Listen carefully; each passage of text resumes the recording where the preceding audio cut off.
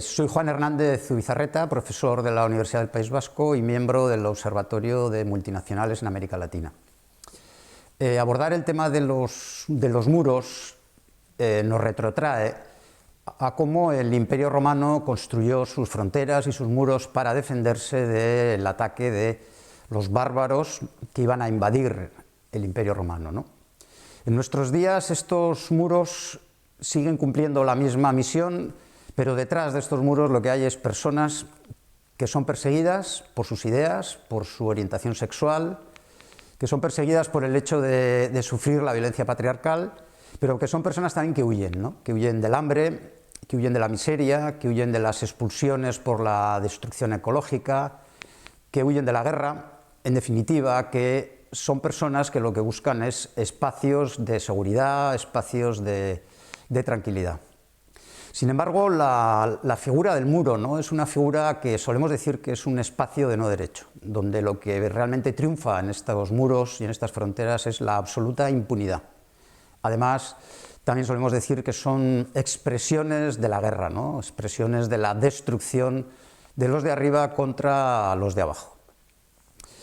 Estos muros tienen muchísimas formas, ¿no? Tienen expresiones clásicas de frontera ad hoc al derecho internacional, pero también tienen expresiones móviles, marítimas, terrestres, simbólicas, ideológicas, y por lo tanto es una variedad, ¿no?, de fórmulas fundamentalmente de control social y de freno de la gente pobre que escapa de situaciones completamente dramáticas. En Europa podemos comprobar que estos muros, desde la caída del muro de Berlín, que nos decían, a los que ya somos veteranos, que con la caída del muro de Berlín iban a desaparecer los muros en Europa, en estos momentos la dimensión del muro de Berlín puede estar multiplicada entre 6 o 10 veces por la aparición de numerosos muros a lo largo del continente europeo, ¿no? Pero además el muro, además de tener una misión digamos, de freno y de control de la gente, tiene también curiosamente otra misión, que es una misión de filtro, ¿no? Es decir, los muros, por ejemplo en los aeropuertos, que también es una forma de muro, se filtra para que entre algunas personas, sobre todo migrantes, para que cumplan las tareas laborales en el interior de la Unión Europea, como pueden ser los cuidados de mayores o las empleadas de hogar, o incluso también en hostelería, para desarrollar labores en el mercado de trabajo que los europeos normalmente no quieren desarrollar. Por lo tanto, el muro controla, el muro detiene, el muro para injustamente a gente que escapa del dolor, pero curiosamente también filtra, deja pasar a algunas personas migrantes para que entren en un mercado de trabajo muy explotado, que además juega una función simbólica muy importante respecto a los muros ideológicos. ¿Qué quiero decir? Que aparecen barreras como puede ser la guerra entre pobres, es decir, el migrante se convierte en objeto de agresión incluso de personas que se encuentran en el mercado de trabajo. Esta es la aparición de la guerra entre pobres y también se convierten en ciudadanos sin derechos, ¿no?, en limbos jurídicos. Cualquier migrante que filtra y consigue entrar en la Unión Europea pasa a formar parte de ese grupo de personas que en cualquier momento pueden ser detenidas por el mero hecho de no tener un papel, internadas en CIES, sometidas a expedientes de expulsión, a expedientes de devolución, es decir, colocadas en una situación, como digo, de limbo jurídico. Pero el muro también juega otra labor, ¿no?, y es la labor de zonificar, encerrar, controlar. Y por eso nos encontramos con que hay pueblos enteros del planeta que están sometidos al control de los muros. El pueblo palestino, el pueblo saharaui, el pueblo kurdo. Pero también en esta zonificación, en este encarcelamiento, el número de personas que en estos momentos han ingresado en las cárceles ha crecido exponencialmente a lo largo del planeta y también en la Unión Europea. Luego aparecen las cárceles llenas de muros, donde las cárceles en su mayoría son personas pobres, personas en los márgenes de la sociedad, que se les ataca en el interior como digo, de estas cárceles, ¿no?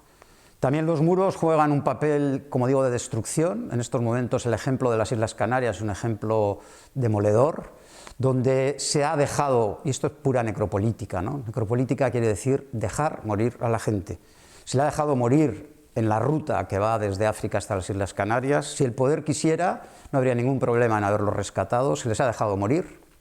Y sin embargo los aviones, es decir, esos muros aéreos, las relaciones diplomáticas con los gobiernos de los países de donde provienen estos migrantes, lo único que hacen es controlar para que no salgan y se reprima la salida de esta gente desde África.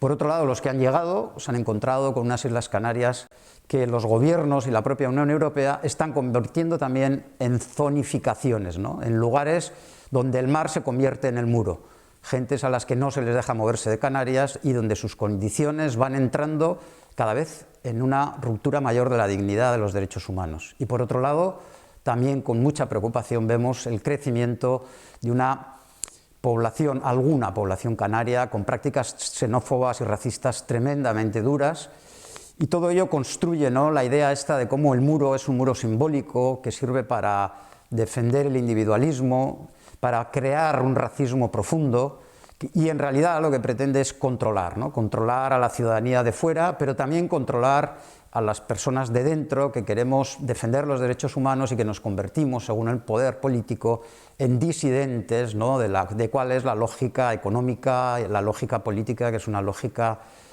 profunda de destrucción.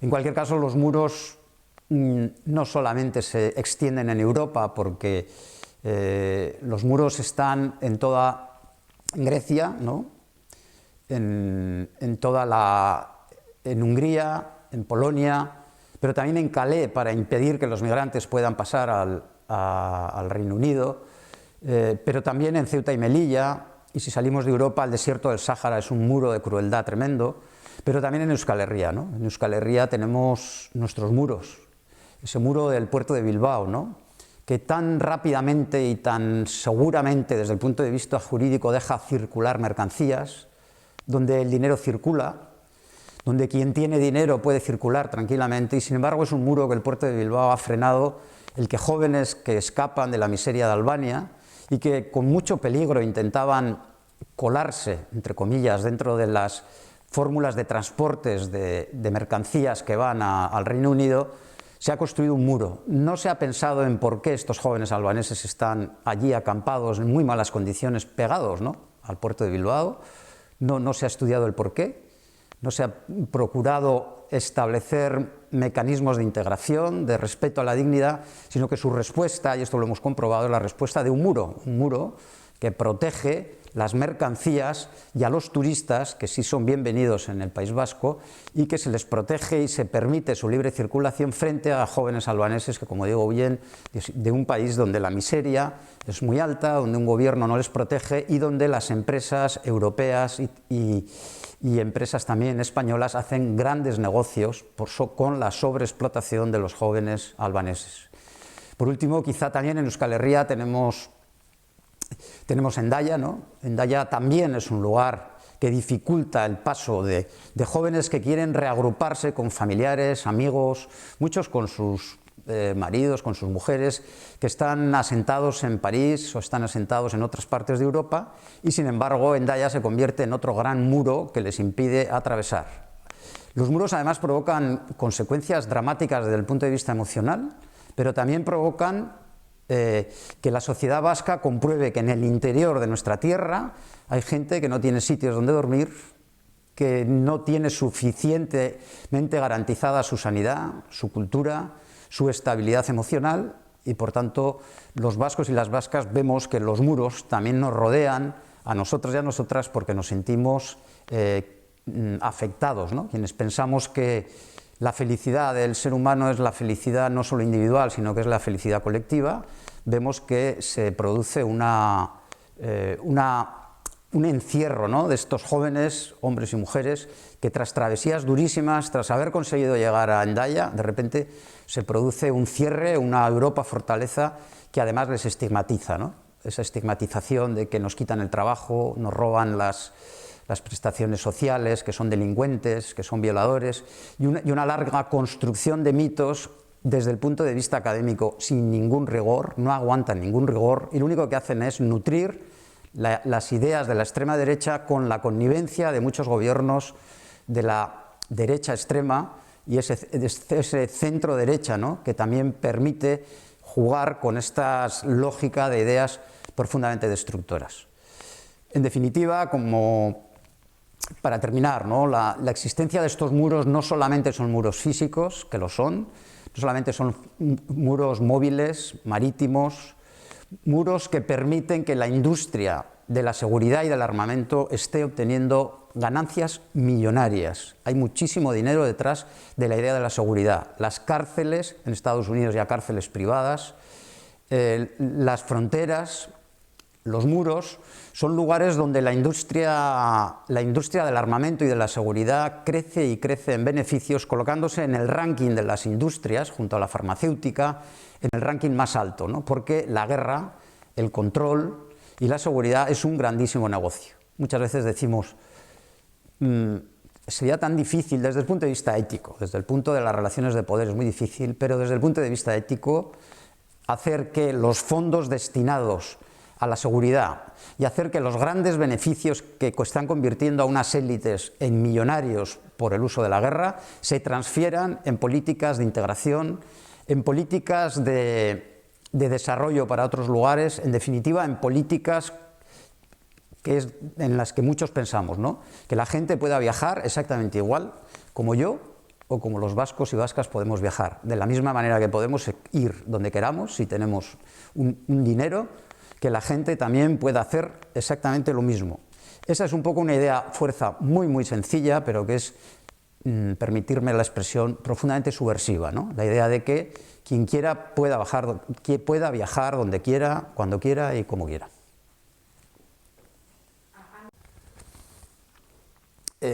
Bueno, desde el punto de vista más personal y en un intento de mandar así o de dialogar, ¿no? Con mensajes sencillos, un primer mensaje es que mi ama, ¿no? Mi madre fue refugiada en París, no hace tanto desde el punto de vista del cómputo temporal, ¿no? Y sufrió la persecución de una guerra civil muy fuerte y ella tuvo que ir a París y sufrir los avatares, ¿no? del refugio, porque huían de una guerra y de los bombardeos de esta tierra, ¿no? Creo que muchos de los que estáis escuchándome, ¿no? Tenéis esto cerca, con familia, no quizá de una manera directa, pero sí con abuelos, con padres. Por lo tanto, una primera idea es la idea de la devolución emocional y de la devolución humanitaria, ¿no? Si eso se hizo en otro tiempo con gente muy cercana, ¿cómo no lo vamos a hacer nosotros y nosotras ahora? La otra cuestión es, no podemos caer en las redes, y no me gusta mucho el término que voy a utilizar, bélico, pero lo quiero utilizar. No podemos caer en la guerra entre pobres, en la guerra entre los de abajo. Es todo lo contrario, ¿no? Tenemos que juntarnos para enfrentarnos a las élites, a los de arriba, ¿no? Que nos imponen lógicas de vida, lógicas cotidianas, ¿no? Que son lógicas que solamente benefician a unos pocos. No podemos caer en la trampa, ¿no? De una serie de valores hegemónicos, valores que solamente sirven a las élites y que, sin embargo, por medio de los medios de comunicación, por medios culturales y por las redes, hacen que los de abajo abracemos esos valores, ¿no? Y caigamos en trampas, como es la trampa de la guerra entre pobres. ¿Qué sentido tiene que yo, que tenga trabajo indefinido, me enfrente a un trabajador temporal, que el trabajador temporal se enfrente al excluido que vive en la calle y el que esté en la calle se enfrente al migrante, porque entre todos nos quitamos el trabajo? Yo creo que esa es una idea fuerza muy, muy importante, ¿no? La lucha no es entre nosotras y entre nosotros, la lucha es contra los de arriba, contra los que nos imponen, ¿no? Unas reglas del juego profundamente destructoras de acumulación de la riqueza de unos pocos, ¿no? Y luego habría un elemento muy emocional, ¿no? muy personal. Cuando yo llevo años, ¿no? Como observador internacional, moviéndome por América Latina, por África, cuando he podido ver, ¿no? Muros en directo y los daños que provocan, cuando he visto los muros de las empresas transnacionales que expulsan a comunidades en América Latina, que les expulsan de su tierra, que contaminan el agua, cuando he podido estar en Irak, ¿no? Al poco de la invasión y vi lo que suponía la preparación bélica de destrucción de millones de personas, de todo eso te queda un calado emocional, ¿no? Y el calado emocional es que difícilmente uno puede ser mínimamente feliz si se queda anclado en su vida cotidiana, ¿no? En mi caso, yo personalmente puedo ser muy feliz porque ahora tengo suerte de tener una vida cotidiana feliz, pero no es plena, porque hasta que el ser humano no pueda salirse, ¿no?, de situaciones tan injustas, la construcción de lo colectivo, la construcción de la felicidad colectiva es absolutamente imprescindible, ¿no? Y creo que esta es otra idea fuerza muy importante, no es teórica, no es filosófica, ¿no? Es realmente entender que el ser humano, que la dignidad entre unos y entre otras, es lo que nos permite ser un poco más felices, ¿no?, respetando nuestras formas de ser, nuestras culturas, nuestras diferencias de color, de identidad sexual, de opción sexual, etcétera, etcétera, ¿no? Creo que esto es, bueno, un elemento muy importante. Y por último, esto no se va a producir solo estudiando o estando sentados. Es necesario el activismo social, ¿no? Es necesario construir nuestros propios colectivos y nuestras propias realidades. Y para eso, esto es difícil lo que digo, pero es así, hay que confrontar. El modelo es tremendamente violento. Lo que he comentado de los muros y de la destrucción de los seres humanos es porque hay una violencia estructural brutal de los de arriba contra los de abajo. Y ante eso tenemos que enfrentarnos, desobedeciendo sus ideas, con posiciones pacíficas, de radicalidad pacífica, pero entendiendo que no vivimos en un cheque en blanco. Quiero decir que no vivimos en un lugar donde basta con construir ideas positivas y convencer al de al lado. Lamentablemente requiere que nos organicemos, requiere que confrontemos y requiere que acumulemos ideas y fuerzas para darle la vuelta a una realidad internacional que, aunque puede parecer muy difícil cambiarla, la historia nos ha demostrado que los cambios a veces son imprevisibles y de repente se producen cambios y transformaciones que nos permiten ir avanzando a ese mundo donde la existencia de los muros no tiene sentido, lo que tiene sentido es abrir las puertas, cruzar las manos, ¿no? Porque si las mercancías y el dinero circulan libremente, ¿cómo no van a circular las personas, ¿no? Creo que esta es una idea fundamental. Frente a los muros solo nos quedan manos entrelazadas, ¿no?, y capacidad de confrontación contra unas élites que nos marcan un devenir tremendamente injusto y un sistema económico, político y social tremendamente cruel ante el cual no podemos permanecer quietos. Bueno, yo creo que a la gente joven euskaldun lo que les diría es que la manera de poder vivir de una manera y de una forma plena es estableciendo relaciones y lazos con el mayor número de personas, ¿no? Que unirte a otras culturas, a otras lenguas, a otras maneras de entender la vida cotidiana es hermoso, te genera muchísimo enriquecimiento, te genera felicidad y que tenemos que escapar, ¿no?, de este modelo que nos dice que para ser feliz hay que consumir y tirar, consumir y tirar, consumir y tirar, ¿no? Hay otra manera de vivir que otra gente joven ya lo está haciendo en muchos lugares, que la juventud vasca es una juventud históricamente muy comprometida, que los cambios de los compromisos evolucionan y que ahora quizás hay que transformar esa idea de consumir y tirar por construir, ¿no?, lazos, construir comunidades desde abajo, fuera del mercado, fuera del Estado, donde de una manera horizontal se puedan construir espacios vitales donde poder ser feliz, donde poder descansar, donde poder intercambiar, ¿no?, valores culturales. Y todo eso no son palabras, ¿no? Yo creo que hay gente que ya lo está haciendo y que creo que es la mejor manera de contribuir desde Euskal Herria, ¿no?, hacia un mundo sin muros y, por tanto, intentar a la concreta que la gente que vean en la calle, la gente que no tenga donde dormir, la gente expulsada en Hendaya, que tomen nota y que se unan a las redes ciudadanas, ¿no? En el COVID se han disparado estas redes ciudadanas, redes desde abajo que llevamos tiempo intentando algo que a veces es complicado, ¿no?, pero que es en mi barrio, en mi pueblo, no va a haber nadie durmiendo en la calle, no va a haber nadie sin los mínimos vitales necesarios. Y eso implica, de alguna manera, comprometerse, ¿no?, empadronando gente en tu casa y de alguna manera impidiendo que la gente se quede fuera de los márgenes mínimos digamos, de la dignidad. Y eso implica en muchas ocasiones desobedecer, ¿no?, pero en realidad es desobedecer a normas injustas porque creemos en la necesidad de que en nuestra tierra, en Euskal Herria, el centro de nuestras relaciones sociales estén los derechos humanos, ¿no?, y que todo el mundo pueda vivir con todos los derechos. Bien, bueno, también los muros no solamente tienen presencia dentro de Europa, ¿no? Y dentro del Estado español o en Euskal Herria. El muro es una lógica de dominación que, bueno, que está funcionando a lo largo del planeta, ¿no? Quienes, bueno, por nuestro activismo y también por nuestro trabajo hemos actuado como observador internacional, pues hemos podido estar, ¿no?, en distintas partes del planeta y ver la crueldad del muro y también la variedad del muro, ¿no? Si ahora nosotros vemos al pueblo rohingya, ¿no? El pueblo rohingya está ahora en unas islas del Bangladesh en unas condiciones tremendas, ¿no? Tremendas, donde las criaturas, desde niños muy pequeñitos hasta muy mayores, sufren una descomposición y una destrucción brutal de derechos. Esto lo sabe la comunidad internacional, Naciones Unidas, los gobiernos europeos, pero no interesan, ¿no? Es un poco esa idea de Bauman, ¿no?, de cada vez hay más desechos humanos. Esto es muy complicado decirlo y es muy duro, pero quien no consume, quien no produce, quien no responde al rol que el sistema económico le ha dotado, es un desecho humano, no sirve, ¿no?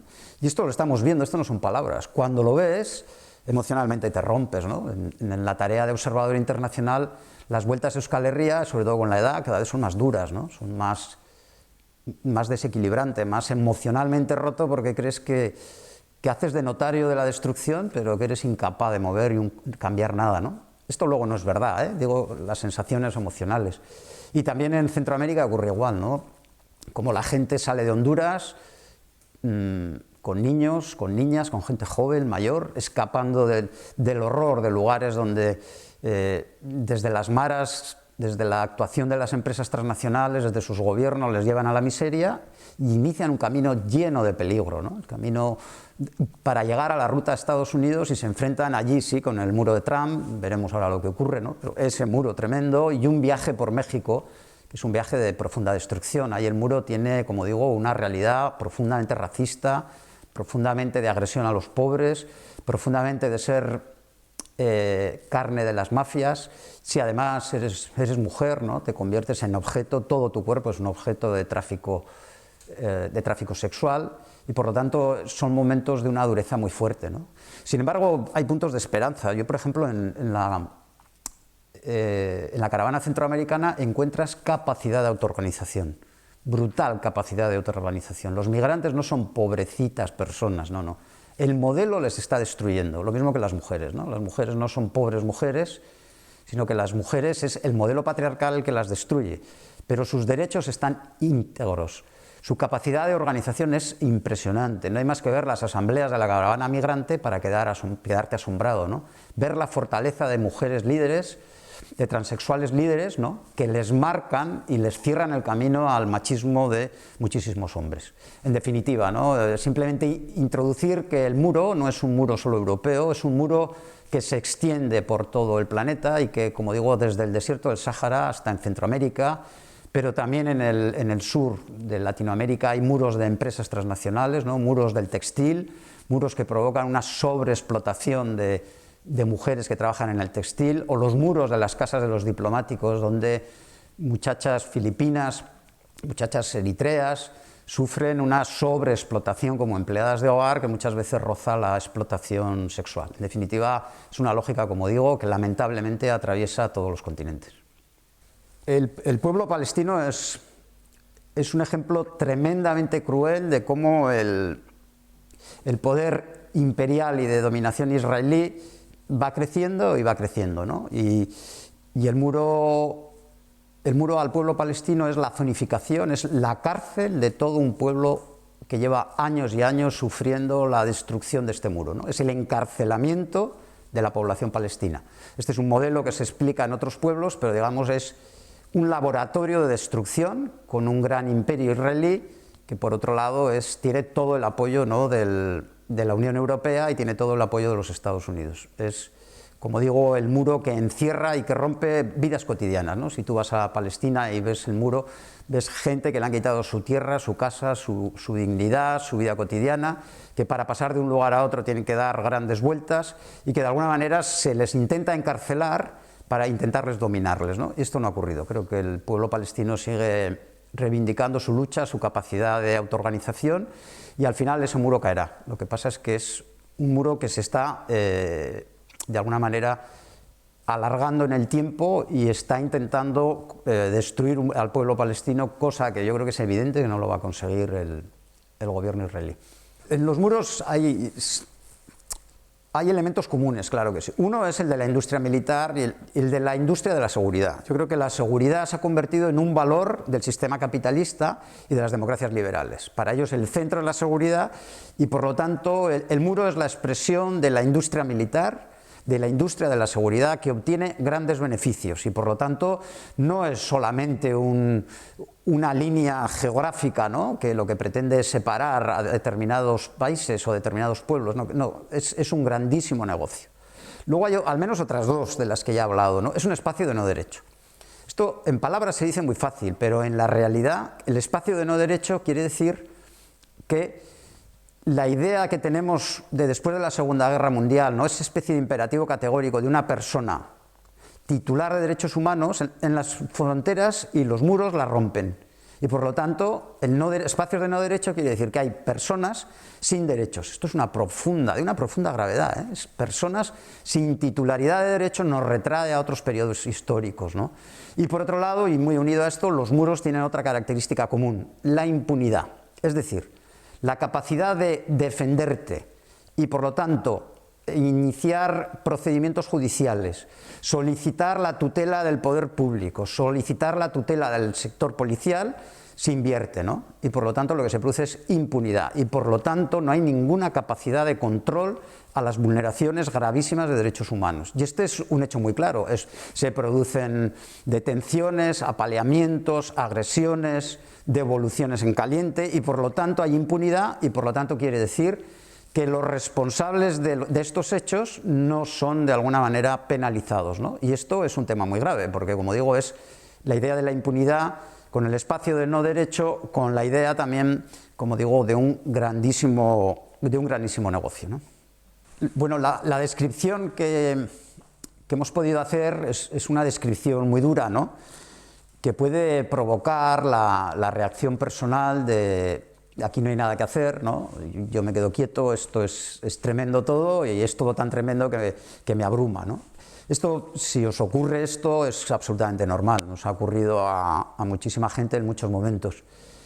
Pero por otro lado, quienes llevamos, ¿no?, por mil razones, ¿no?, toda una vida en la defensa de los derechos humanos, hemos comprobado al menos dos cosas, ¿no? Una, si queréis, desde el punto de vista de las ideas, ¿no?, la satisfacción que te da, ¿no?, el poder colocarte en la defensa de los derechos humanos es muy alta, ¿no? Es una satisfacción de conocer a miles y miles de personas en el planeta que están luchando por los derechos humanos. Esto no sale en los medios, muchas veces en los relatos que incluso podemos hacer nosotras y nosotros, ¿no?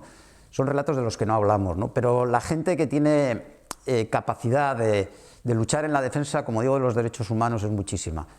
Las redes sociales de mutuo apoyo se producen más en los barrios pobres, en los pueblos pobres, en los pueblos marginados que en los pueblos ricos.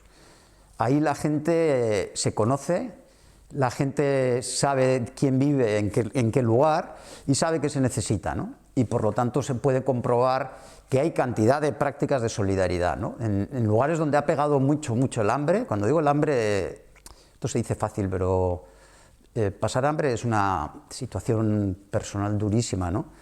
En muchísimos lugares, puedo hablar de Argentina, de Honduras, pero puedo hablar de Senegal, de Irak, la creación en sus distintas modalidades, ¿no?, de lo que podríamos llamar las ollas comunes, las ollas colectivas, es la elaboración de platos para que pueda comer el mayor número de personas y de comunidad, como digo, con platos colectivos, ¿no? Esto es muy difícil de transmitir y a mí me cuesta muchas veces transmitir la emoción que esto produce, ¿no? Es una emoción altísima, que es la primera cosa que quería comentar, ¿no? La defensa de los derechos humanos te da a conocer a gente estupenda y proyectos estupendos, ¿no? Y la segunda es lo imprescindible que resulta en estos momentos agruparnos para construir, en palabras más teóricas, ¿no?, para construir contrapoder, o sea, para construir relaciones sociales fuera de la estructura del poder tal y como está establecida, ¿no?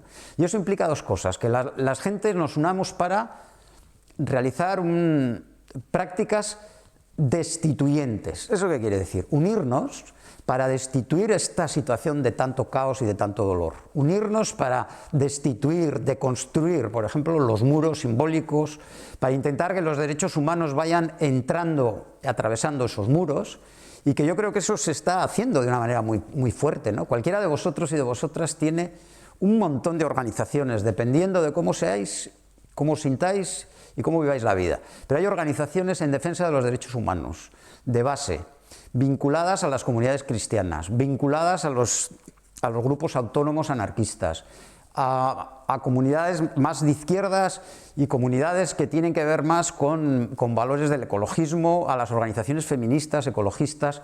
No perdáis la oportunidad de acercaros a estas organizaciones que trabajamos por destituir la injusticia, ¿no? Si eres mínimamente sensible a lo que le ocurre en el mundo, yo siempre les digo a mis alumnos y alumnas, ¿no? Si tú eres una persona sensible a lo que ocurre, tienes dos maneras de actuar. Una, cuando tú ves las noticias, oyes las noticias, ves documentales. Una, quedarte quieto y si eres buena gente, que te entre una úlcera tremenda.